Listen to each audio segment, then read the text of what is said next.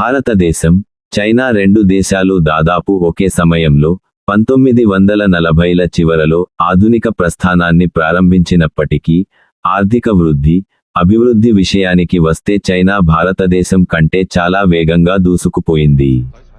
ప్రస్తుతం చైనా ఆర్థిక వ్యవస్థ, జీడీపీ, భారతదేశం కంటే దాదాపు 5 రెట్లు పెద్దదిగా ఉంది. భారతదేశం చైనా కంటే వెనుకబడిపోవడానికి గల ప్రధాన కారణాలను విశ్లేషణాత్మకంగా క్రింది విధంగా విభజించవచ్చు. 1.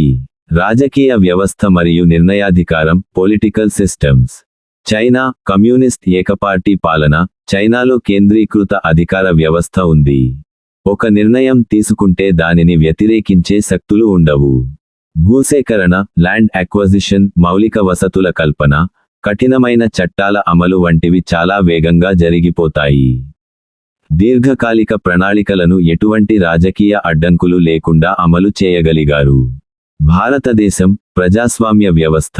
భారతదేశం ఒక గొప్ప ప్రజాస్వామ్య దేశం. ఇక్కడ నిర్ణయాలు తీసుకునేటప్పుడు ప్రజల అభిప్రాయాలు, కోర్టుల జోక్యం, ప్రతిపక్షాల నిరసనలు, ప్రాంతీయ రాజకీయాలు పరిగణనలోకి తీసుకోవాలి.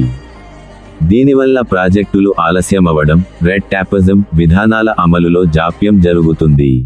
ప్రజాస్వామ్యం ప్రజల హక్కులను కాపాడుతుంది, కానీ చైనాతో పోలిస్తే ఆర్థిక నిర్ణయాల వేగాన్ని తగ్గిస్తుంది.